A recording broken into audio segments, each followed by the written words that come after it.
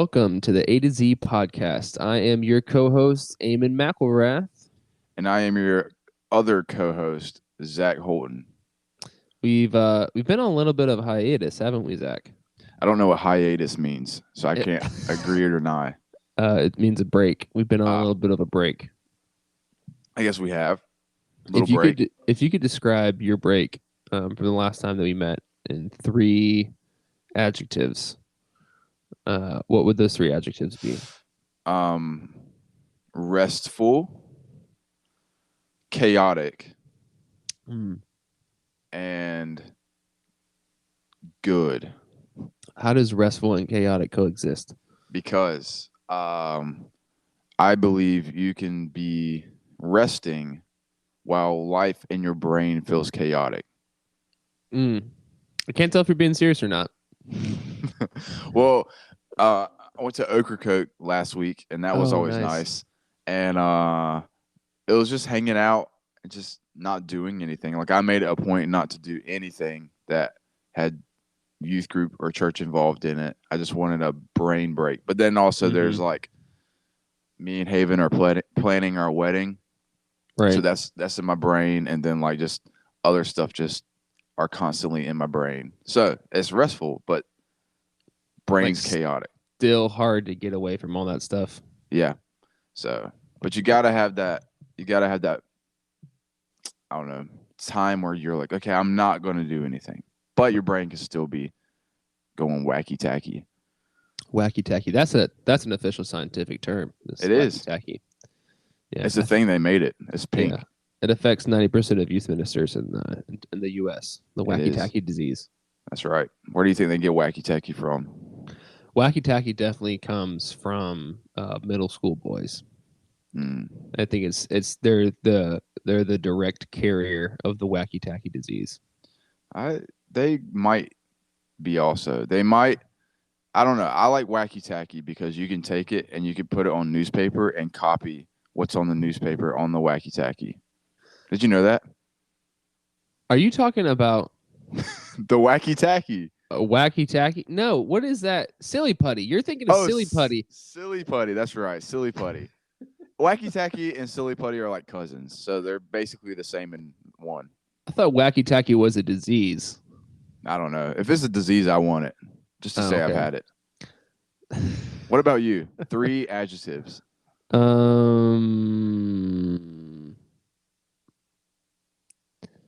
Fulfilling. Exhausting. You're using those church words. Fulfilling. And I don't know, maybe hopeful. Nice. What are you hopeful about? That you'll make it through today? I'm hopeful that I'll make it through today, and then in 2 weeks I get to go home. I'm very excited for that. Where are you at? I am home. Did somebody kidnap you? Where are you at right now? I've been kidnapped in Louisville, Kentucky. Now, in 2 weeks, I'll be able to make the drive home for Thanksgiving and see my family, which Elise and I haven't seen my family since May of this year. So. You're really just coming down for my birthday, aren't you? Don't lie. When is your birthday? Thanksgiving. The day before Thanksgiving. Is it really? My dad says the day after Thanksgiving. Your dad has a cool birthday, but not as cool as mine. His is November 26th. Mine's November 23rd. Oh, okay. 3-day difference. But, I mean, the last couple weeks, I traveled down to Tennessee with Elise for Milligan University's homecoming thing. That's where she graduated from. And her whole family was there, so her parents rented a condo. And it was just nice seeing everybody. And there's 2 new babies in the family, so we were all passing them around. Passing babies around? Passing babies around. It was fun, dude. I've never really been comfortable around babies before because I always feel like I'm going to break them. But I don't know, man. Something changed. Those are some cute babies. Did you want to take one home? I did. I've actually, Elise's sister, Emily, I keep telling her that I'm going to be their baby. Their baby's name is Magnolia. I keep saying I'm going to be her godfather.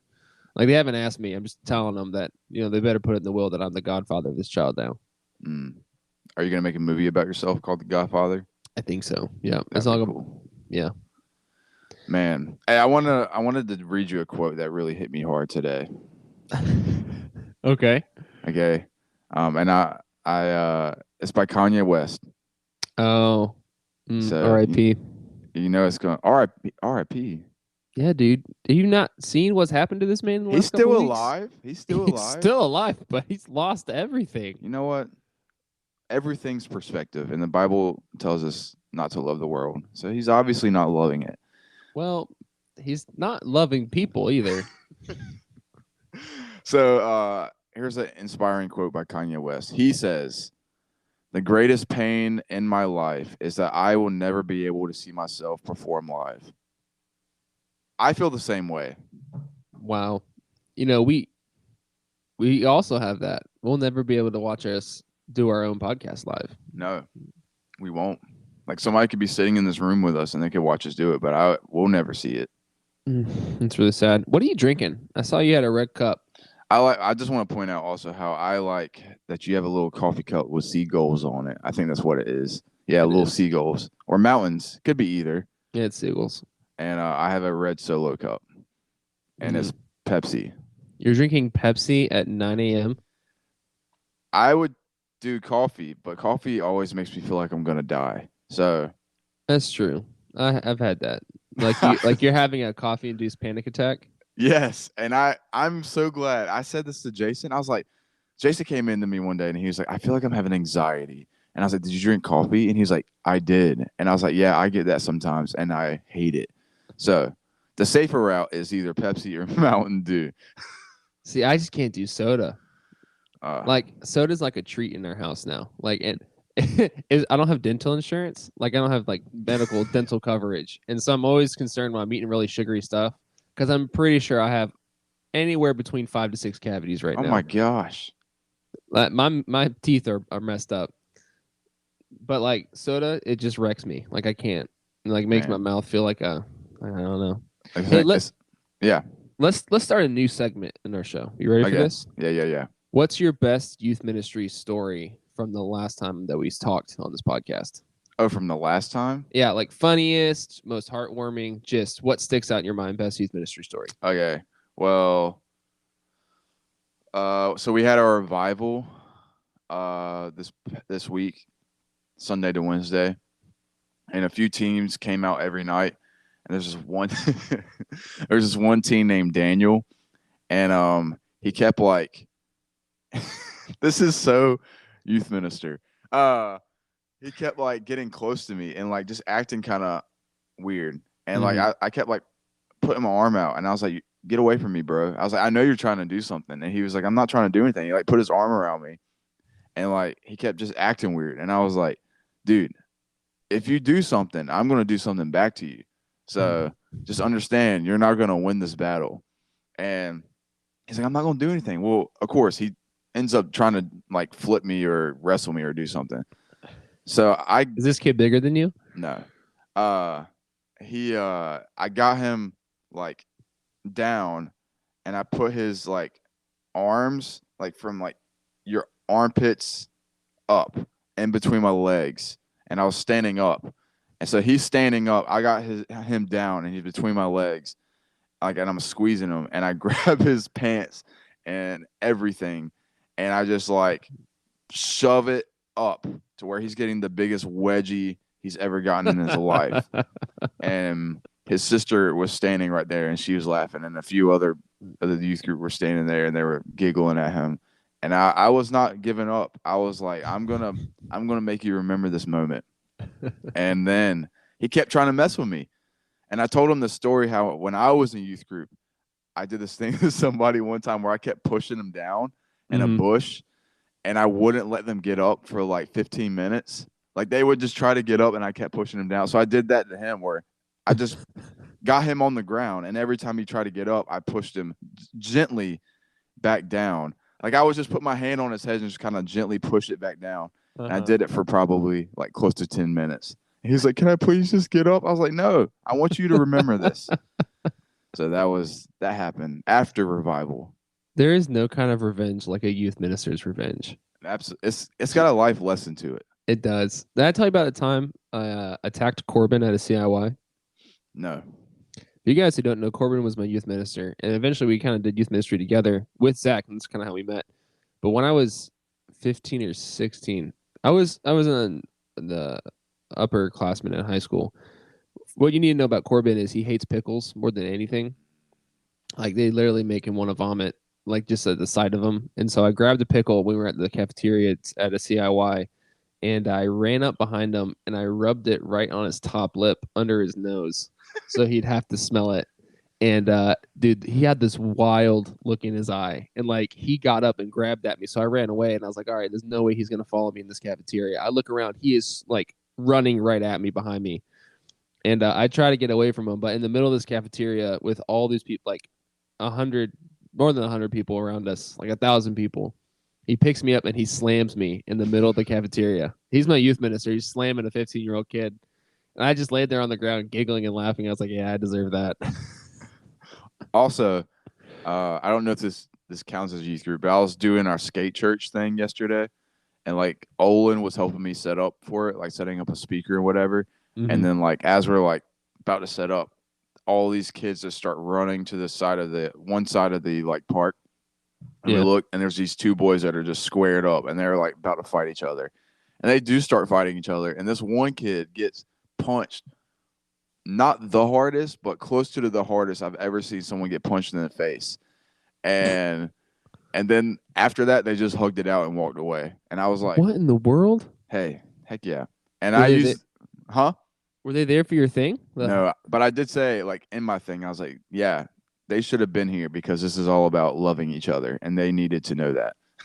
But they hugged it out, so at least it ended good. It was exciting. Is that at the YMCA skate park there? No, it's the one right in front of the school. I didn't know there was in the skate park. There is. Wait, the one out towards Currituck? No. What are you talking about? There's a skate park out towards Currituck.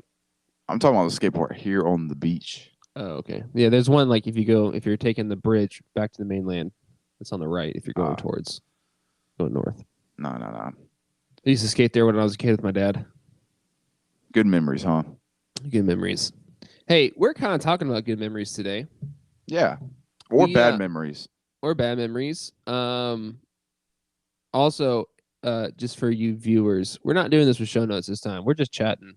Yeah. We wanted this to be casual. We just want to have a good time. We don't want to do too much of a production because, we're just two guys. We're just two fellas. Two guys. And guys don't like organization. I don't. My whole life is organized right now. I need a little bit of rebellion. That's right. So, Zach, do you want to introduce our topic for the day now that we're 20 minutes in?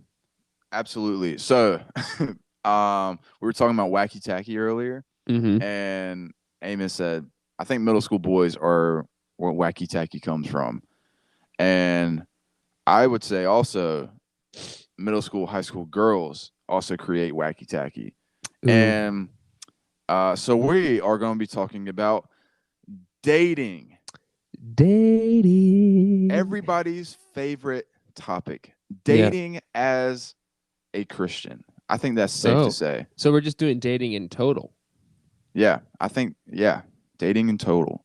All right. Or youth group dating and teenagers dating. I think we can just talk about it. Just go for it. Yeah.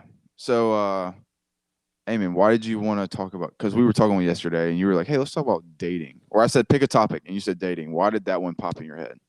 Well, I thought it was one we wouldn't have to research a whole lot. It's gonna be transparent. We don't like research. They don't like research. We just like talk. I think it's something that everybody goes through. I mean, everybody has spent some time dating in their life, and I know from a youth minister perspective, there's different viewpoints of when kids in the youth group are dating each other, and then also like to the young people who are listening, what does like good dating look like, or it's just a big topic that we can talk about. Also, I had some guys over at my house the other day, and we were talking about it, and it just kind of came up about relationships and stuff too. So I think it's people like talking about it. People like getting to different people's viewpoints. So what do you think about dating? I think dating's weird. Why? Well, now looking back on my life, actually, I don't think dating's weird. I just think dating, when you think you're ready for it, but you're not ready for it, is probably the worst thing that you can do to yourself. What do you mean? So explain that a little bit. Okay, so I would say there ain't no reason middle school kids should be dating. Mm. No reason. And I would say that applies also for most high school students. I'm not going to say all, I'm going to say most. Okay. But for sure, middle school, nah. Keep that dating stuff away. I think I might disagree with you on this. Okay. I think Middle school? middle school, yeah, I think it's fine, but like under parameters. Like I don't think that middle schoolers should be with a girlfriend or boyfriend 24/7. But I think like a little crush in the youth group, like seeing each other, going to each other's games and that kind of stuff. I think that's fine. I mean, that's cute. It's harmless. I think Yeah. the problem comes when things get too serious at too young an age.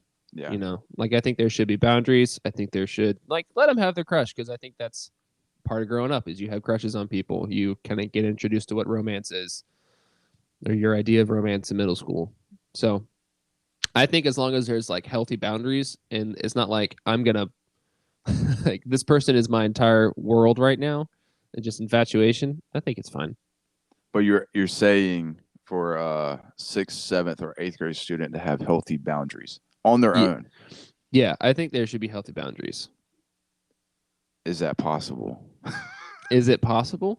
I With think so. All right, I'm so I'm thinking from my experience. all right, Like, well, this definitely falls back on the parents then, right? yeah, If there's middle school students, you can listen to this. I mean, you're on the podcast, whatever. But like, I yeah, think when you've got middle school kids that are dating, you have to be kind of watching them as a parent. So like, Elise's parents had a rule that she could have a boyfriend before she was 16. We started dating when she was 14. I was 15.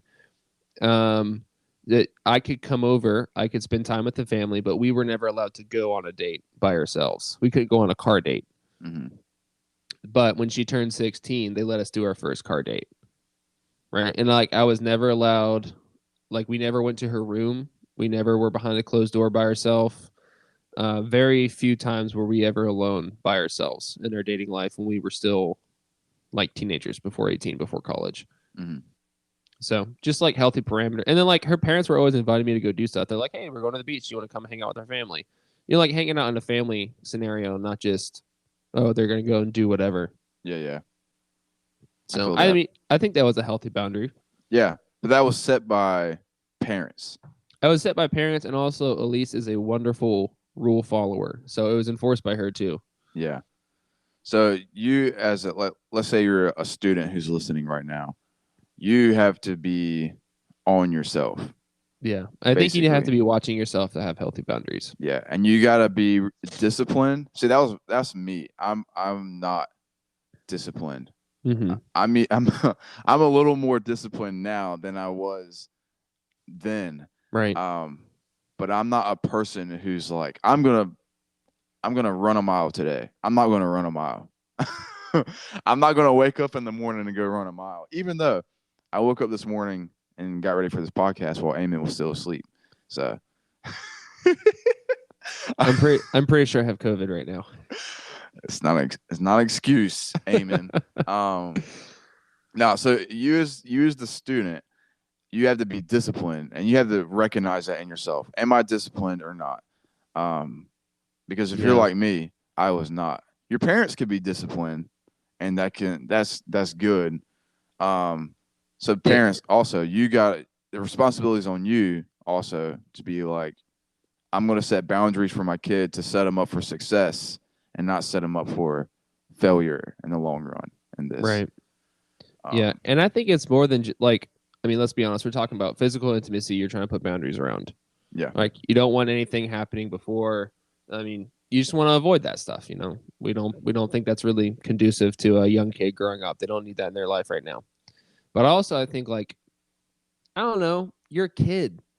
I think that the world that we live in is trying to make kids grow up so fast, and they just need to be kids. yeah, Well, I mean, it's kind of a push and pull. Like sometimes it's like, oh, you need to stay a kid forever. Then you got 30-year-old people who are living in their parents' basement and they're playing video games or whatever. Which I don't. That sounds really hateful. I'm not hateful towards you, but then you've got kids that are like in middle school and high school, and they're like, oh yeah, we're doing all this stuff with our boyfriends and girlfriends. We're going out and partying and all that stuff. And it's like, you should just be a kid. So like when you have relationships as a middle school and a high school student, it should just like, I don't know. I would stray away from anything too serious, anything Yeah. like too big of an attachment. Because I mean, Yeah. if you're dating someone in your high school, your middle school, the chances are you're going to graduate and go to college and never see that person again. Yeah.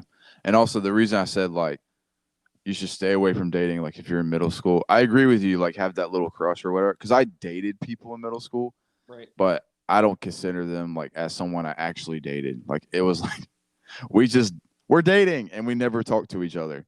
And we were in the same class. Yeah, I think I have that same experience. So I don't really consider that dating. It's just like a little crush you had back then. But Yeah. I don't know. It's my experience. I always say this, like, uh, if like I tell a lot of my students this, that if I would have stayed away from dating until I was like mentally ready for it and like disciplined and mature enough, I would be so better off in life right now. Like so I would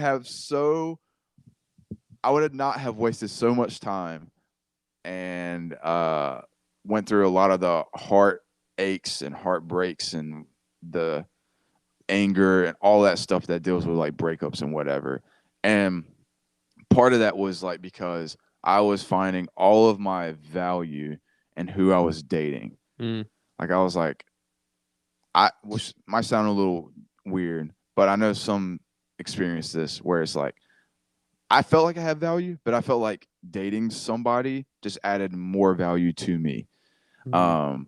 And so I really invested a lot in in those relationships. And then when they were gone, because I had so much value in them, I was destroyed and just really like messed me up emotionally and like just a lot of ways. And I don't know if I could have avoided that, and just been like, no, I'm not gonna put so much value in that in the relationship. I'm gonna put value in myself. No, I'm gonna value God who tells me who I am and the value that I have instead of this other person. Right. I don't know. Would have saved me so much time and tears and everything. Yeah. I think I had that same experience where it's like I had a hard time being single in middle school and high school. Like I was always trying to find somebody else to date, somebody else to like, oh, this is my girlfriend. I think it's yeah. I think it just goes back to like you want to have healthy boundaries, and that's not just physical stuff, but that's like emotional and Mm-hmm. you can't look at somebody in sixth grade and like look at this girl or this guy and like this is my everything. Like my entire worth is tied up in this because it's going to be destructive. Yeah. That's not going to end well for you. And if you're like in seventh grade right now and you're dating somebody and you're like, oh, we're gonna get married. I'm not trying to discourage you, but I mean the chances of that are really low. If you do, congratulations, you're one of the few. But I'm just telling you, if you're putting a whole lot of value in this and a whole lot of your time and effort and a lot of your heart in this, and this is where you're finding all your self worth and everything, you're gonna get hurt really bad. And Yeah. parents, really watch out for your kids. Like I'm being dead serious. If you see your kids, um, like you can tell they might be in a situation where they're gonna get hurt really bad. Again, this is where you as a parent step in and have some real talks with your kid. Some really, I don't know, can be uncomfortable talks, can be a little awkward, but it's gonna save your kid so much in the long run, and they will later on appreciate it from you. This might be controversial. I think a little bit of heartbreak is healthy. That's true. I think because when you're dating, you're like preparing for marriage, right? Kind of like you're learning what it means to be in relationships with other people. So Mm-hmm. I think you learn through that, and that can be a good. It's kind of like a tough love thing. Like I think you have to go through, like no parent wants to be there for the kids for its heartbreak, Mm-hmm. but like you can learn a lot about yourself in that situation. And you Yeah. can learn, yeah, a healthy amount though. I do think that parents should be in conversations with their kids about what their relationships look like. And like if you know your son, your daughter has a boyfriend or girlfriend, like you should be talking like, hey, how are you guys doing right now? Like, what's your relationship like? Yeah. Like, do you guys feel good about each other? Do you feel too emotionally attached or whatever. And I think as a parent, you can just gauge that by watching your kids, but definitely don't take a hands-off approach to it. Yeah. And uh, I think me and you are in a really unique situation because even though you've been dating Elise for you dated Elise for a long time, and I've dated Haven for a good amount of time. Also, we're technically kind of fresh out of dating life. Like you're married, Yeah. and everything, almost a year ish, and 6 months in like 10 days. yeah, so half a year. Here's a question: Do you? Because this is what my middle school, high school self would have wanted to hear. Do you find all your value in Elise? I have in the past, transparency time, when I was younger. I think I had a lot of self-esteem issues, and I filled a lot of that with who I was dating in my life, and a lot of my world can just be consumed by that one person, and I have to like center my personality around that person, or just like my time or whatever. I think now being married, it's different, and I think we're learning to, it sounds bad, but we're learning to live different lives. Like we're learning to live our own lives, like as married people. Like I still deal with it. Like man, we went to go see Black Panther last night. But originally, like my guy friends up here, they were just like, "Hey, do you want to go see Black Panther?" And I kind of looked at Elise and I was like, "I could go see Black Panther, or we could just hang out tonight." But like I was uncomfortable with the thought of leaving her home alone because like I didn't want to be away from her, kind of deal. But like we're still learning how to like be married and live separate lives, if that makes sense. Yeah. I mean, and as Christians, we are in constant prayer for God to be at the center of our relationship. Like that's usually what we do. Wow, we already have the 10-minute mark for Zoom. Dang on. We can Yeah, let's do a second one. Yeah. So we're in constant prayer about having God at the center of our relationship, and I think we're still learning how to do that. If that makes sense. Yeah. That's good. Good answer. Did I answer your question, or did I ramble? No, you answered it a little bit. My original question was, do you find your value in Elise, who is your wife? I find a lot of my value in Elise. I wouldn't say I find all my value in Elise. Nice. I think we're learning. Obviously, what Elise thinks of me is very important to me. Yeah. And I want to do right by her. Mm-hmm. I mean, I want her to love me. Yeah. I think at least for me, like I had to get to the place where I wasn't finding all my value in like a girlfriend or whatever. Right. And I really was like finding my worth and value in God and being like, I am important because God says I am, because God created me. He loves me. That's what matters. That's where I get my value from. But it is okay to find value and worth in, like, okay, I'm gonna say in marriage. Right. Like, and leading up to that, it's like you want that person to like you, of course. You want that person to love you, and you do feel worth from that. You do feel valued in that. So I feel valued by Haven, but it is not the biggest thing that I find my value in. Right. Biggest thing is Christ. Haven and my value for Haven and her value for me is always secondary. And like we've always like made sure of that. Like we say these little funny things to each other. And like I'll say like, Haven, if Jesus came back right, or no, I was like, if Jesus came right now and said, Haven, I need you to go with me, what would you do? She's like, I would go with Jesus. And I'm like, good.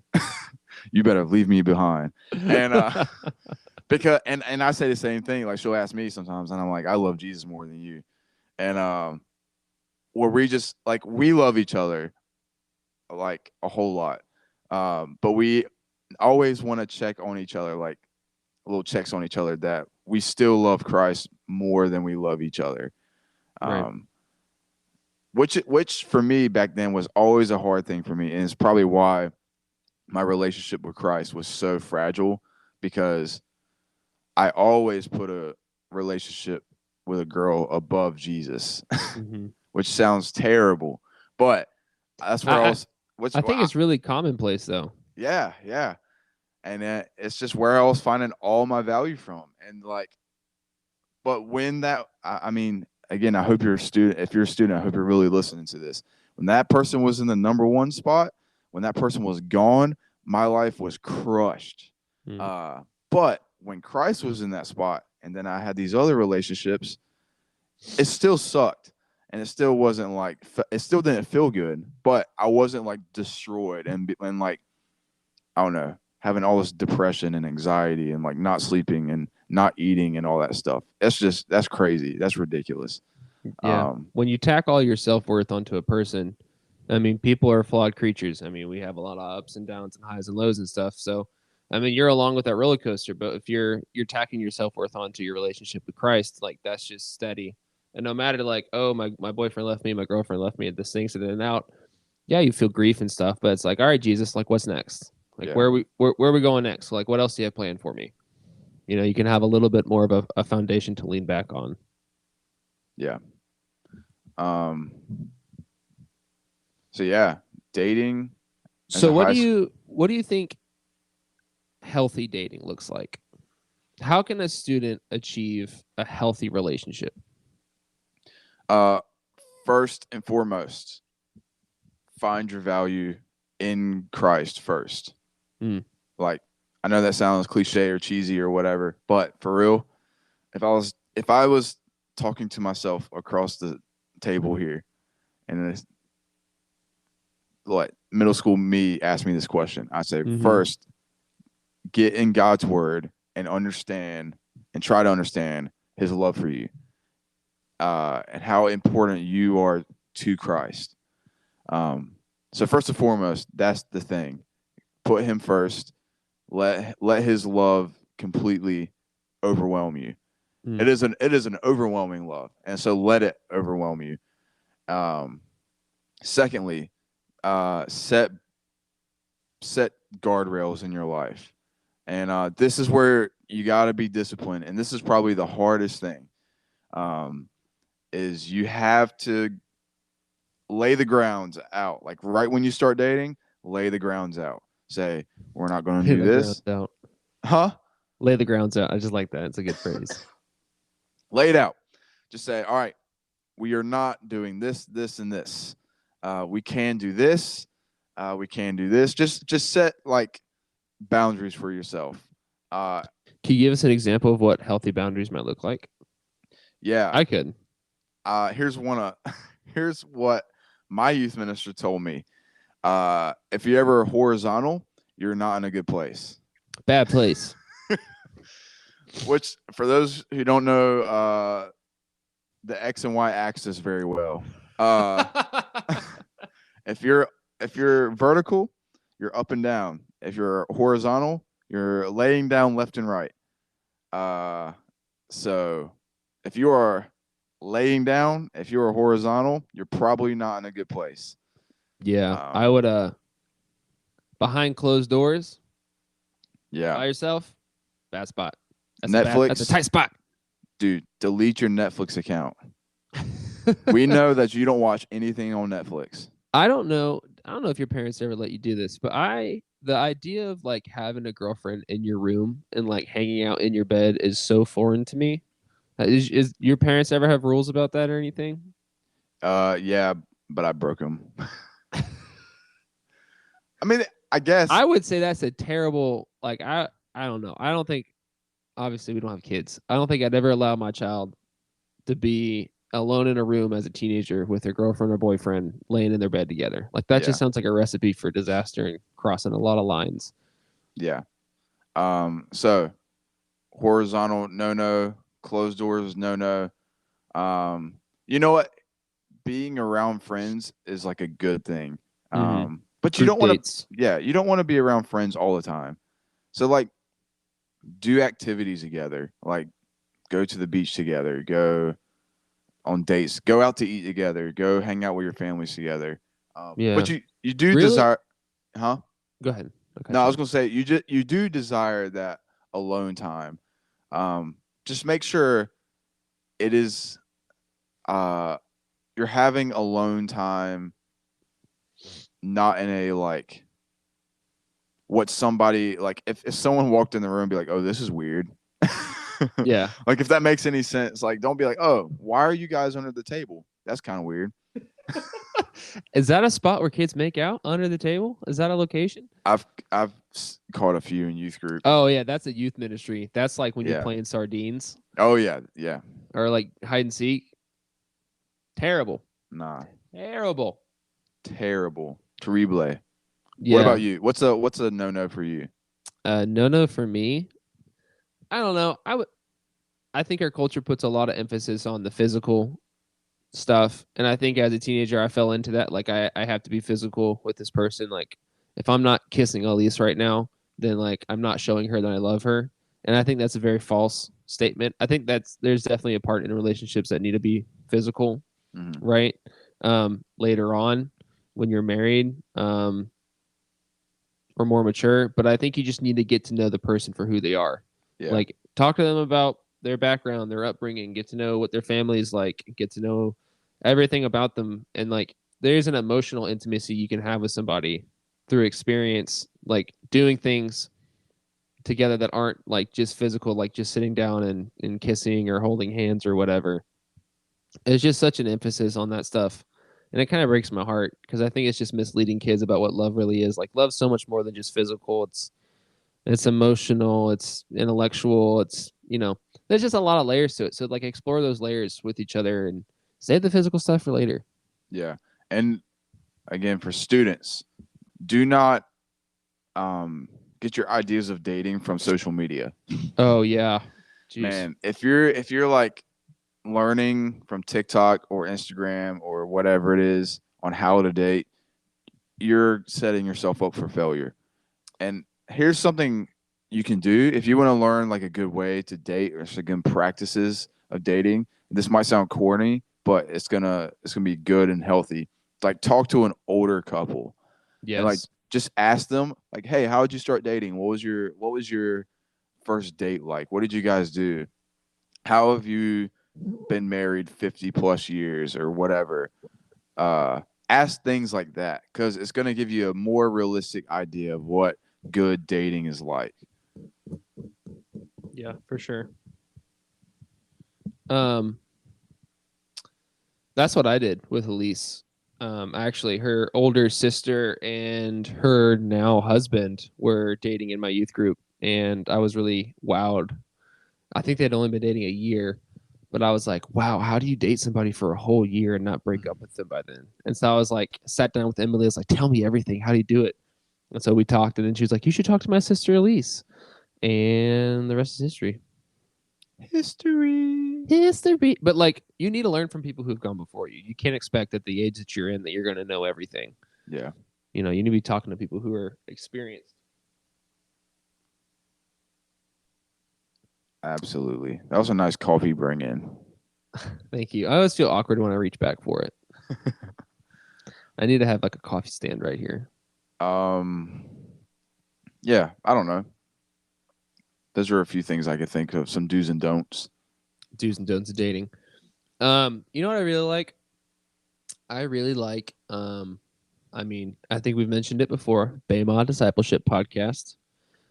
Shout out, have us on your show, Marty Solomon. But the way that he describes courtship in the Israelite culture, do you remember how it goes? No. He talked about it a couple of times. So essentially, Marty, if I get this wrong, I'm sorry. There's not really dating. There's not really a courtship. At a certain time in your life, your parents will arrange a marriage with somebody that they know from a good family, somebody that they know comes from a house with a good marriage, somebody that is like a stand-up person for you, and they'll arrange a courtship. So you'll go, you meet them, and then the father goes with the son to go and build an addition to their house. And so I think the father and the son work on this house. It's like the last chance for the dad to give the son some lessons because they're going to live in this structure for the next year of their life. I'm pretty sure. And I don't think they work. They don't take, they live off of other people. They don't work or anything. And they just focus on being married. But at that point, like when the father says the house is ready, then they can have the wedding. And then they go and they live in that structure with, I think it's the groom's parents. So it was just interesting contrast because like dating changes depending on which culture you're in. You know, you might be in a culture that still does arranged marriages or whatever. Like Indian culture, they do a lot of arranged marriages and stuff. So the different, like our culture is very, what's very the word? Different. It's very different. It's very consumer minded, maybe. I mean, you think of Tinder, right? I mean, you look at somebody, like you know all this information about them, and you make a decision left or right on them. Like it's just reduced to a simple motion with your finger. Like, oh, I don't know this person. I don't want to talk to this person, right? I think dating, you should get to know the person for who they are instead of just like, I don't know. I'm not a big proponent for online dating. I know that it works for some people. There's a couple of people in my church that met on Christian Mingle. You seem deep in thought. No, I was just you were talking about different cultures of dating, and it reminded me when I looked at some analytics from our podcast. Oh, We have someone from Romania who listens, someone from Australia, and also Hong Kong. what? When did the guy from Hong Kong start listening? How do you know it's a guy? Okay, when did the girl from Hong Kong start listening? The person, I don't know. I just Konnichiwa. is that? And I don't know if that's Hong Kong. That's Hong Kong's in China, right? Am I wrong? I'm not. I'm not saying anything. Is it not in China? Is it in Taiwan? Is it in Thailand? I don't know. I don't know. I don't. Google it. Hey Siri, where is Hong Kong located? China. Okay, here's Hong Kong, SAR, China. China. So konnichiwa. That's how you say hello in China, I think. Hey Siri, how do you say hello in Chinese? In Mandarin Chinese, hello is ni hao. Ni hao. I knew it was Where did wrong. I get konnichiwa from? I think that's Japanese. Man, you're so messed up. I'm a failure. Sorry for our one listener in Hong Kong. Can you greet our Australian guest? Oi, mate. Glad you're back here for some shrimp on a barbie. And we had some shrimp 2 days ago. Bro, we had some shrimp. I miss seafood so much. Romania. Who's that? That's probably Robert. Robert. I think it is Robert. Yeah. I don't know if his phone has an IP address from Romania or something. Or unless he's got family that's listening to it, but that's the only Romanian that I know. Yeah. Hey, what are some of your best dating stories? Best or worst? Either with girlfriends in the past. I guess you've only got one girlfriend that really worked out for you. Best is Haven. Haven's the best dating. Do you have any good stories about it, though? Tell our listeners some stories. How we met? So it was a few years ago, and there was a surf competition at Jeanette's Pier in Nags Head in the Outer Banks. And so I was out there, and I was surfing. I wasn't in the competition. I was just surfing. And I was surfing on one side of the pier, and this girl was out there, and I was like, whoa, who is this? And but she was like talking to some other guys that were surfing out there, and I was like, she probably has a boyfriend. One of these guys are probably her boyfriend, so whatever. I didn't really think too much of it.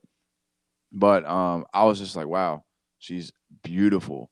And so like the next day, I kept thinking about her. I was like, I keep thinking about this girl, but she's probably gone. I'll probably never see her again. And then, so me and Olin, he was a student at the time in my youth group. We went out there to go surfing, and then we surfed for a while. Got done, like we were sitting under the pier, and then there she was again, and she had a friend with her, and they kept walking. I saw her. I was like, oh, there's that girl again. And I was telling Olin, I was like, there's that girl I saw yesterday. And then she like walked past us, and she was like looking at us. She was like giving us the side eye, so I could tell she was looking at us. And then she like walked back to her friends, and then walked kind of out again, and then walked back. She just kept walking back and forth. And then she kept like giving us the side eye. And I was like, oh, and she's obviously like looking at us or whatever. And then she and her friend actually sat right in front of us, like, I don't know, maybe 30 feet in front of us, like right in front of us. Mm-hmm. I was like, they're obviously trying to get our attention. I was like, Olin. And after like looking at her and her friend, I was like, they're probably younger. Right. And so I was like, Olin, go talk to them. You just sent the student to go talk to this girl you're interested in? I figured that her other friend is younger. Mm-hmm. And so I was like, oh, maybe she just looks older. Right. And so I was like, Olin, go talk to those girls. He's like, no, man, no, I'm not going, man. And that's just Olin. And I was like, dude, go. He's like, no, I'm not going. And I was like, all right, I'll go for you. And so I go up. I'm like, hey, what's up? I was like, I'm Zach. And I was like, that's my friend Olin over there. He's too scared to come talk to y'all. And I was like, what's y'all's names? And the one, her friend was like, oh, I'm Cassie. And Haven was like, I'm Haven. And then found out Haven was 18. And I was like, oh, okay. So you're in my age range. So it just worked out. And hey, here comes Jason. He's going to give us our quote of the day right here. Besides Kanye. Jason Momoa's quote of the day. Hey, Pops. Oh, that's a canvas shirt. I have one of those. Yeah. Well, it brings me to my point. Never, for any reason, no, always drink your Ovaltine. Ovaltine? Ovaltine? I don't know what that reference is. Only your older visitors. So comment down below if you know what that's from. What is Ovaltine? What is Ovaltine? I don't know. Ovaltine? Hey, see, don't look it up. All right, commenters, it's on you. If they listen, we're like an hour into this thing. It's still going strong. I don't think they're going to listen to this. You know what? For the people I've asked how they listen to it, they usually say, I just have it playing in the background and then I'll hear something good. Come back and listen to it. And they'll come back and listen to it. That's what I do. I do that at work. So we met that way. And so how did you get from that to asking her out? Oh, man. So, me and Haven were living two different lifestyles. And I was youth minister and whatever. And she was kind of out of church stuff. Mm-hmm. So I followed her on Instagram. And I can't remember. They came to youth group one time. I can't remember if it was then or like later on. But I followed her on Instagram and I was like, this. Also, I was still stuck on my ex a little bit. I had dated this girl before her a few years ago. I was still stuck on her. So I was dealing with breakups we're talking about dating, breakup that had been about a year, and then finding this new girl and being like, oh, okay, I really like Haven. And but she was living this different lifestyle. And I knew if we started dating or if we even like thought about dating, it wasn't going to work out. So I was like, oh, whatever. So I blocked Haven on Instagram. You blocked her? I blocked her, yeah. And because I was like, I like her, but we're just so different. It's not going to work out. Right. But then like I was like, man, I really like this girl. So I added her back and we started talking a little bit again. And again, still stuck on my ex. I couldn't get over my ex. And again, different lifestyles. Like, so I blocked her again. And then, what was it? I did have Tinder. Okay. Again, Tinder, not the best thing. Zach. Hey, I never hung out with anybody on Tinder except for Haven. You met her on Tinder again? Well, so I got Tinder because I was like, first of all, I'm not from the Outer Banks, so I know like nobody here. Right. And I was like, I'm never gonna. How long have you been living there at this point? A year and a half, maybe. So you're kind of like a year in solitude by yourself. Yeah. That's a tough place to be in. Yeah, and I was like, I really want to start talking. I want to get over my ex. I really want to start talking to somebody, and I don't go out to like bars or things like Right. that. So meeting somebody in like your 20, like 22, 23 is a really hard thing if you don't Mhm. do these things. And also if you don't know anybody that in your area that you live in. So I got Tinder. I would just talk and stuff, and then Haven popped up. So I was like, oh yeah, there's that girl again. I'm gonna see if she likes me. And her side of the story is that her and her friends were hanging out, and they didn't have Tinder, and they were like, oh, let's make a Tinder, and just like Oh, whatever. okay. They were just gonna have fun with it. Right.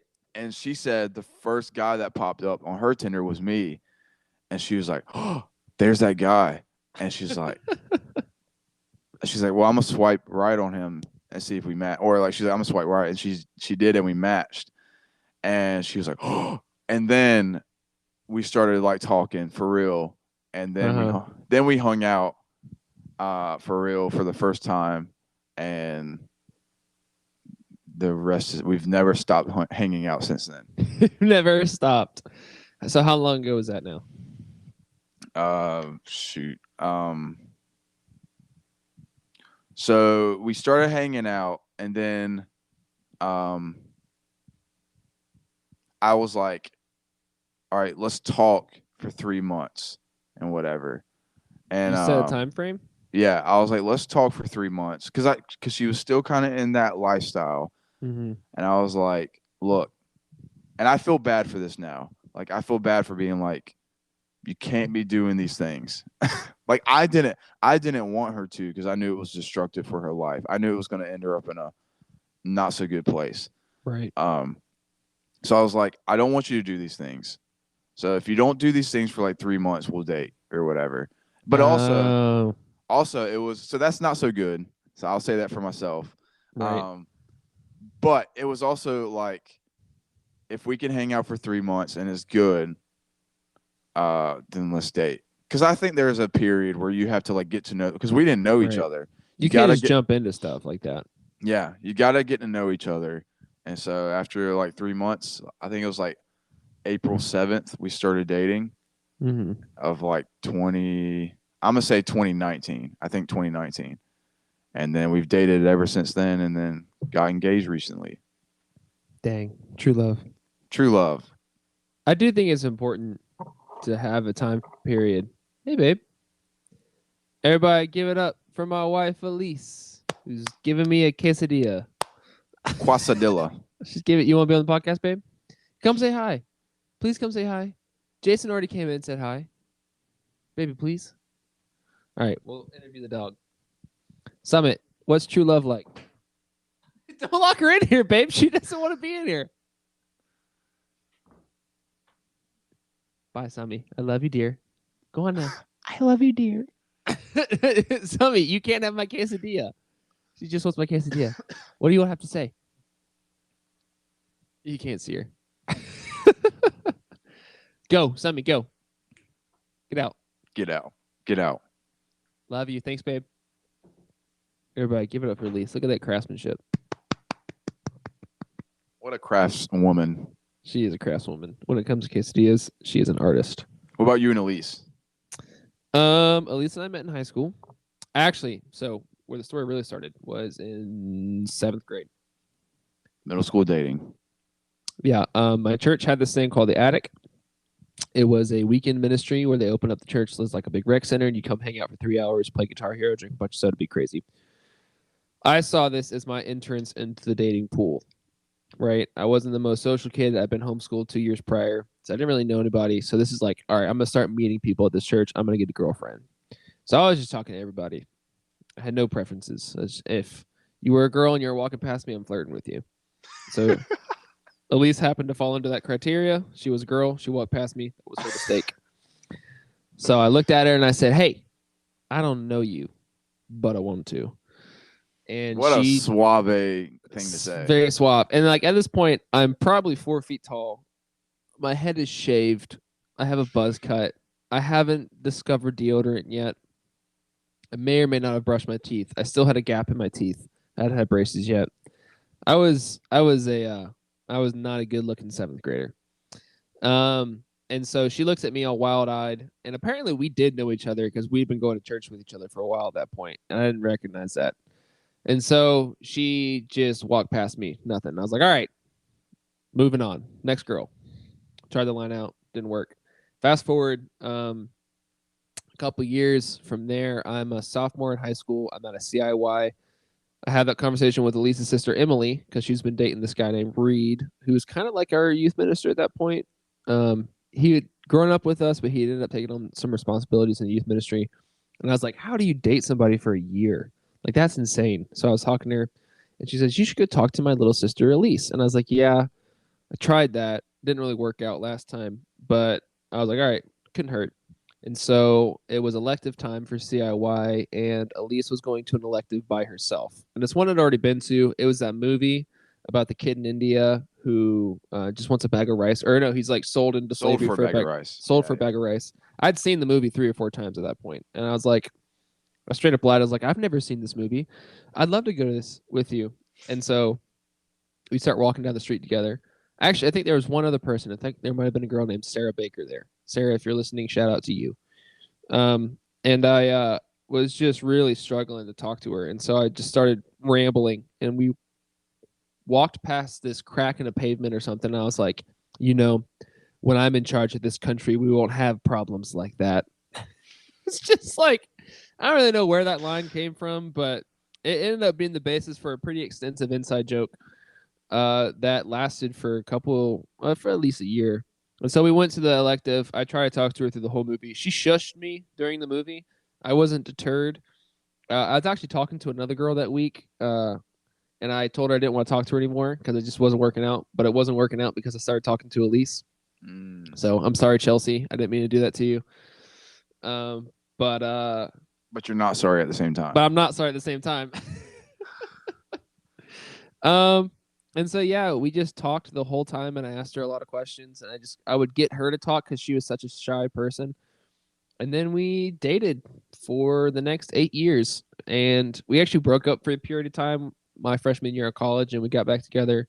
Although her family will dispute that and say that we didn't actually break up, because the day after we broke up, I went to her house to comfort her, even though I was the one that broke up with her. So what? You broke up with her, and then you were like, let me come over, cook you a meal, and let me let you cry on my shoulder about how I broke up with you. Yep. You're such a weird guy. So, yeah. That was not a good time to take a bite of that quesadilla. Great quesadilla, babe. What? I did come visit you. How long after was it? Okay, I'm getting new information. It was a month afterwards. Fact check. Fact check me. She was sick, and I went to go comfort her because she was sick. Was that right? Okay. You're such a great ex-boyfriend. I'm such a great ex-boyfriend. I am Elise's only ex, actually. I was her only boyfriend ever. Wow. Is there any other details you want to include in that story? She did want me to tell you guys the story of our first date. I want to hear it. How old were we, babe? 12. We were young. And we Infants. couldn't go out by ourselves. Yeah.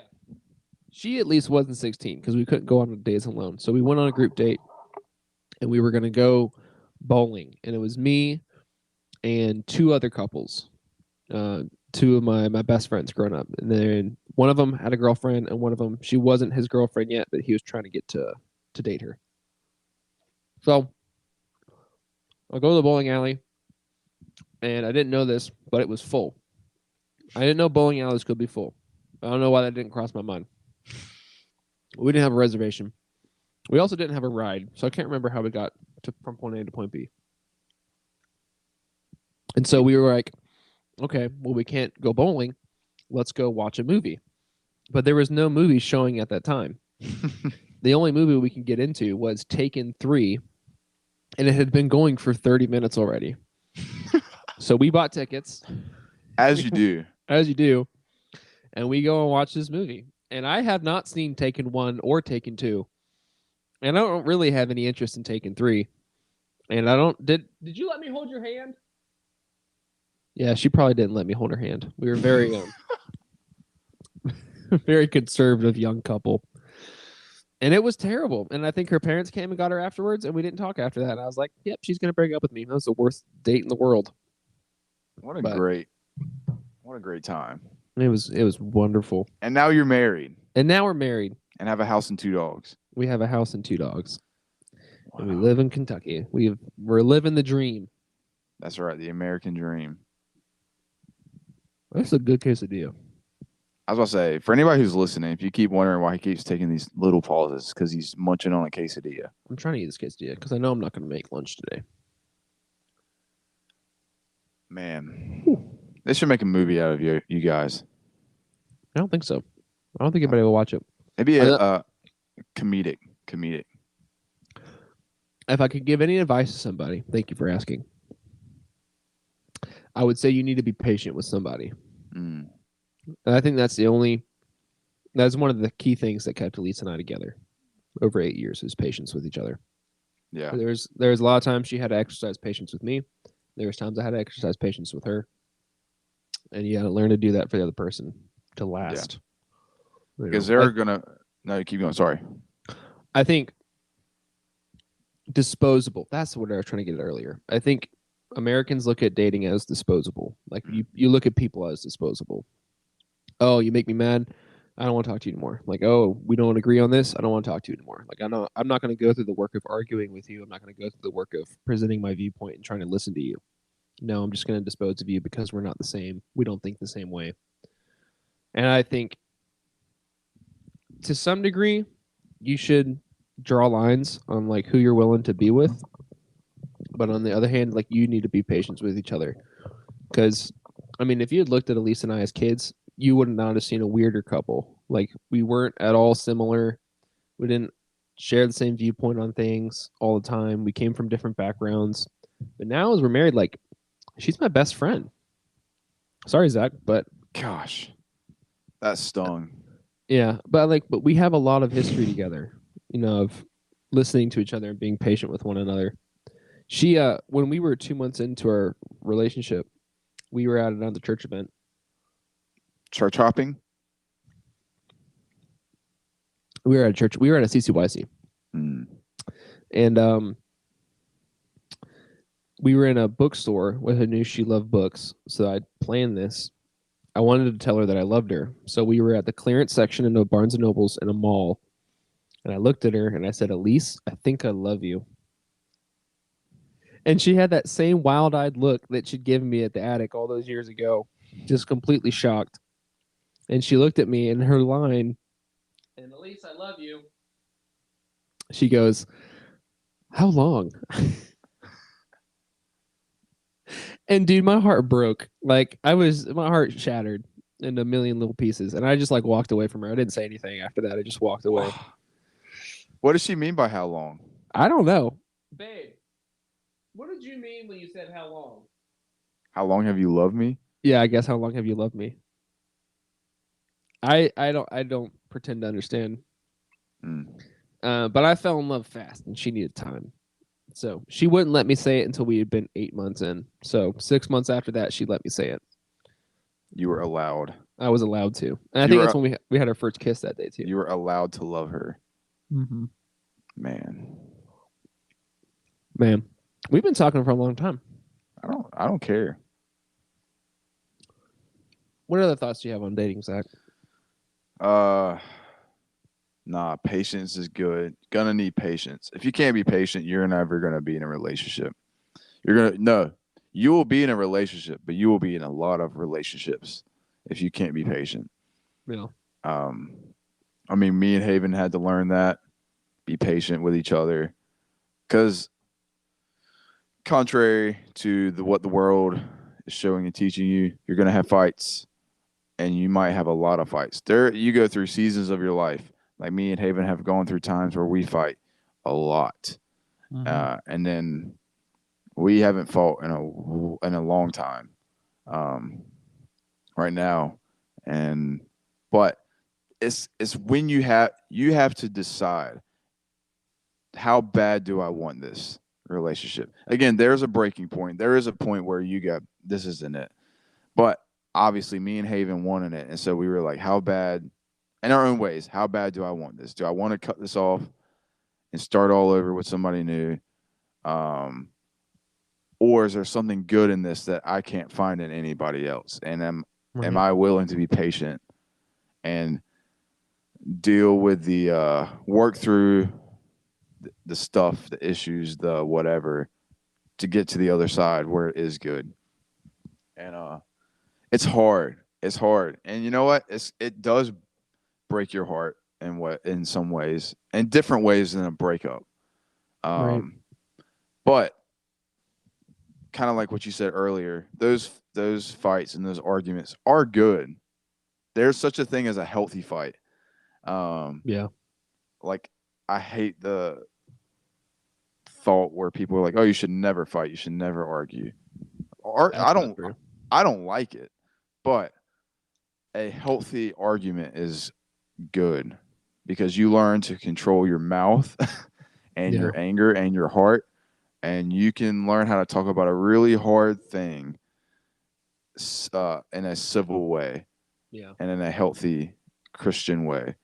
A good way to balance that would be to focus on the issue at hand, not the person. Yeah. Sometimes that line gets blurred and you think you're fighting the other person, and you have to stop thinking about it like that. You have to start thinking like, no, we're fighting the issue that's going on right now. Yeah. So you got to learn how to disagree in a healthy way, or have a argument in a healthy way. Like argument in itself sounds unhealthy, but right.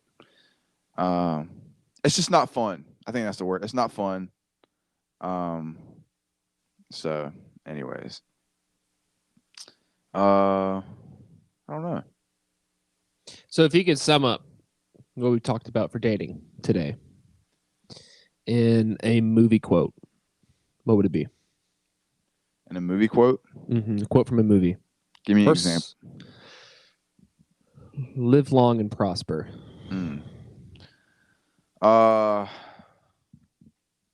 Something of that nature.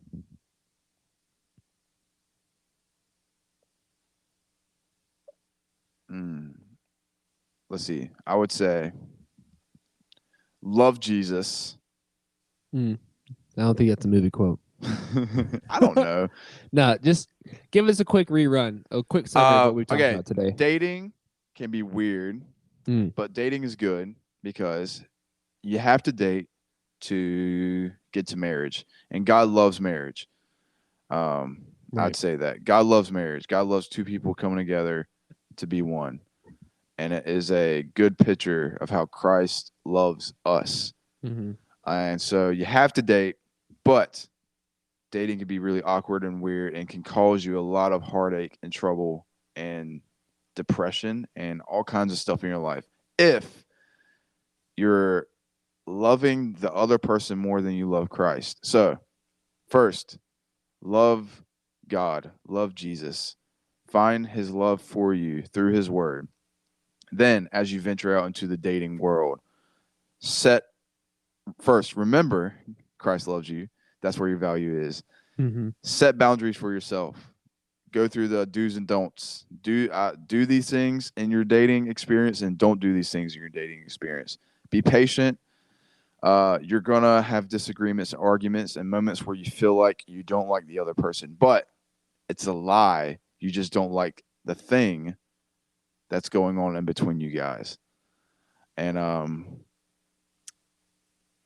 be patient, and together love Jesus. You both got to love Christ, and I think that's a whole nother topic. Yeah. But loving Christ as a dating couple. Yeah. You gotta find somebody who has the same values as you do. Because anyways, that's my thing. Right. That's what I'm gonna say. That's how to sum it up. Yeah, that's a good one. Yeah, dating is important.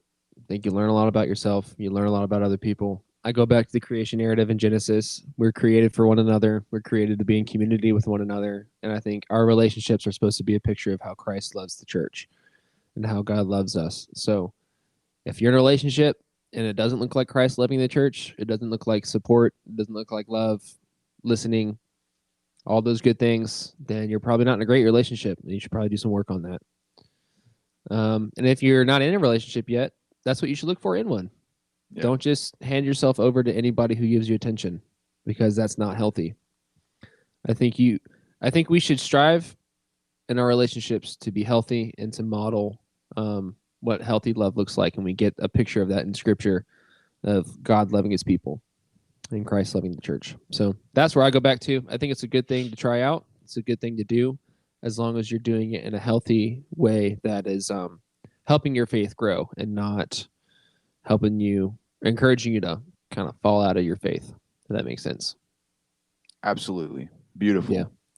So Zach, what is a way that somebody can subscribe to our podcast?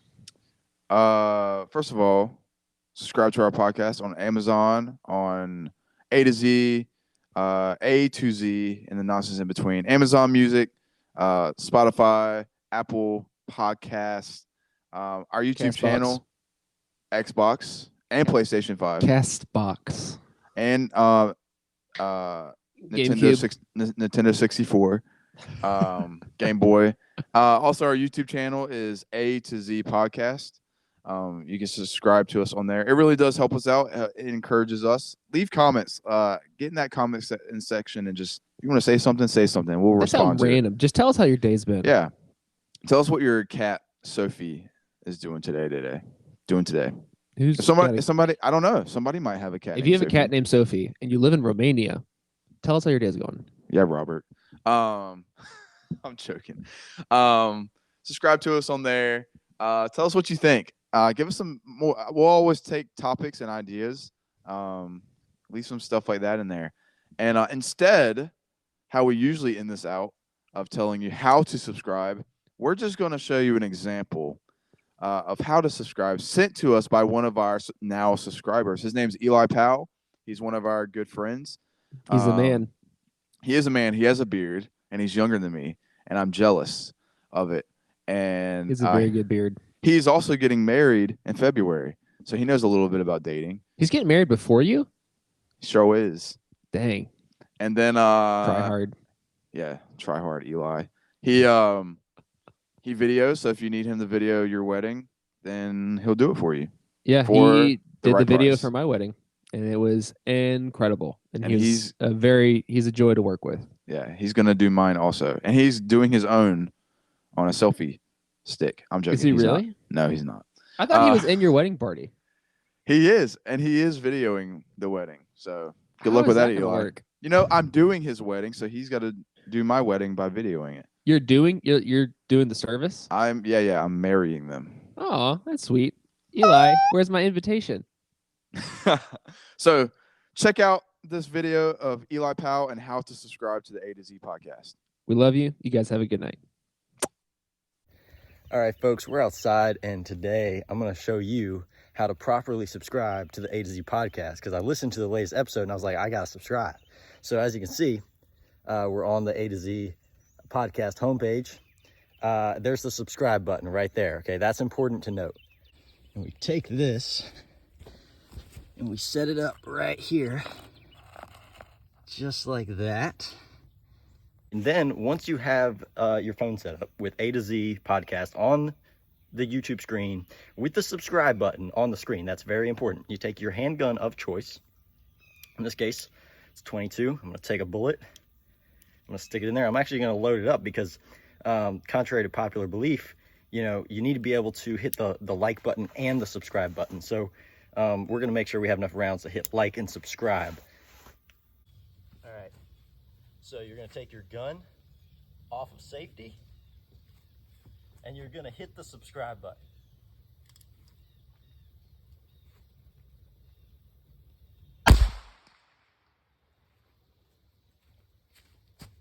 And hit the like button.